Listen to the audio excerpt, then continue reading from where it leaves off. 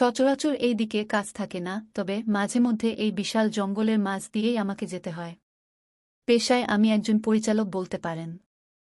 উহু সিনেমা পরিচালক আমি নই, আমি চা বাগানের পরিচালকের কাজ করি। ঠিকা শ্রমিকদের দেওয়া কাজ তারা কেমন সম্পন্ন করেছে তা দেখার জন্যই আজ এই দিকে আসা। তাদের কাজ ভালোভাবে পরীক্ষণ করার পর আমাকে এবার অন্যত্র ঠিক একই কাজে যেতে হবে। সঙ্গে কোনো শ্রমিক না নিয়ে একা জঙ্গলের মধ্য দিয়ে শর্টকাট রাস্তা ধরলাম। অনেকটা পথ এসে অনুভব করলাম জীবন্ত কিছু একটার উপর পা দিয়ে ফেলেছি। বুঝলাম যেটার উপর পা পড়েছে সেটা অনেকটা ঠান্ডা।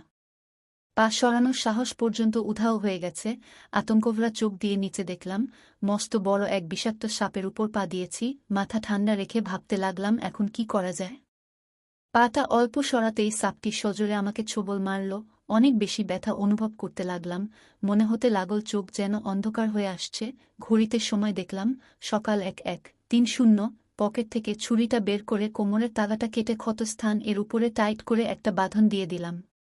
এই অবস্থায় বেশি আতঙ্কিত হলে হবে না, যেভাবেই হোক জঙ্গল থেকে বের হতেই হবে। জঙ্গল থেকে তাড়াতাড়ি বেরোতে রাস্তার পাশে রাখা আমার বাইকের দিকে পা বাড়ালাম। মোবাইল দিয়ে নিকটবর্তী হসপিটালে খবর করতে লাগলাম যে সাপের অ্যান্টিডোজ আছে কিনা। এতক্ষণে আমার বাইকের কাছে এসে গেছি। স্টার্ট দিয়ে লোকালয়ের দিকে রওনা হলাম। মোবাইল সহযোগে জানতে পারলাম শিলচর মেডিকেল ছাড়া আর কোথাও অ্যান্টিভেনাম নেই এবং এই ইনজেকশন ২.৫ ঘণ্টার মধ্যেই দিতে হবে, না হলে আমার বাঁচার উপায় নাই বললেই চলে। আমি জানতাম অতদূরে এই অবস্থায় আমার পক্ষে বাইকে যাওয়া অসম্ভব, তাই সরকারি অ্যাম্বুলেন্সকে আগেই খবর দিয়েছি। মেইন রোড এসে দেখি অ্যাম্বুলেন্স আমার জন্য অপেক্ষা করছে। বাইক এক নির্দিষ্ট জায়গায় রেখে অ্যাম্বুলেন্স উঠলাম। কর্মরত লোকজনদের খবর দিইনি, কারণ ওদের ভিড় আর কলরবে আমার যেতে আরও দেরি হতে পারে। অ্যাম্বুলেন্সের ড্রাইভার ও সহকর্মীকে বললাম, দাদা আপনাদের হাতে আমার জীবন মরণ। আমাকে সাপে ছোবল দিয়েছে এবং ২.৫ ঘণ্টার মধ্যে হসপিটালে না পৌঁছালে আমার জীবন শেষ। আধা ঘণ্টার বেশি এখানেই শেষ। ২ ঘণ্টা থেকে ১ সেকেন্ড দেরি হলে হয়তো আমাকে সেখানে মৃত বলে ঘোষণা করবে। ওরা আমাকে বাঁচার আশ্বাস দিয়ে সাইরেন বাজিয়ে দ্রুত গতিতে অ্যাম্বুলেন্স হসপিটালের উদ্দেশ্যে রওনা দিল। বাড়ির কথা খুব মনে পড়ছে। মা, বাবা, ভাই বোন, বউয়ের হাসিমাখা মুখখানি বারবার দেখতে পাচ্ছি। আমার ২ মাসের মেয়েটার মিষ্টি মুখ আর মিষ্টি হাসিটা বারংবার চোখের সামনে ভেসে উঠছে কোনো এক অজানা আতঙ্কে। গাড়ি কখন যে শ্রীকোনো এসে গেছে বুঝতেই পারিনি। চোখ বন্ধ হয়ে আসছে। আমার বুকে ও পায়ে তীব্র যন্ত্রণা আর ব্যথা অনুভব করছি। মাথা তুলে দেখলাম দংশন করা পাটা অনেক বেশি ফুলে গেছে।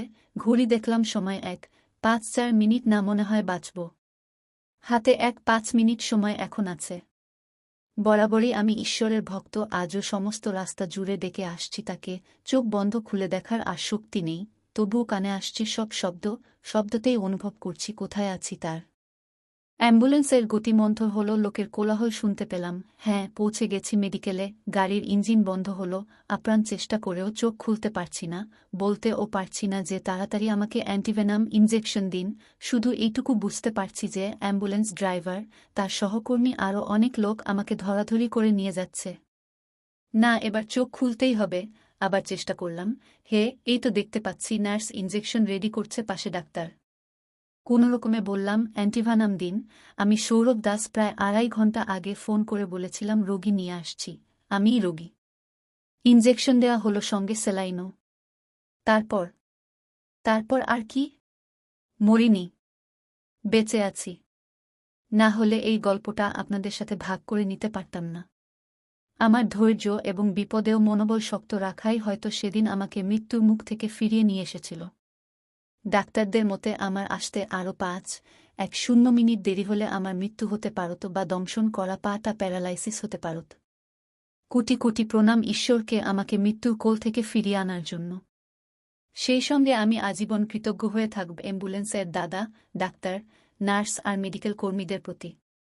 অবশেষে বলব, বিপদ যত বড়ই হোক না কেন, নিজের মনোবল এবং ধৈর্য শক্তি যে কোনো বিপদকে পাশ কাটিয়ে ফেলে যাওয়ার ক্ষমতা রাখে।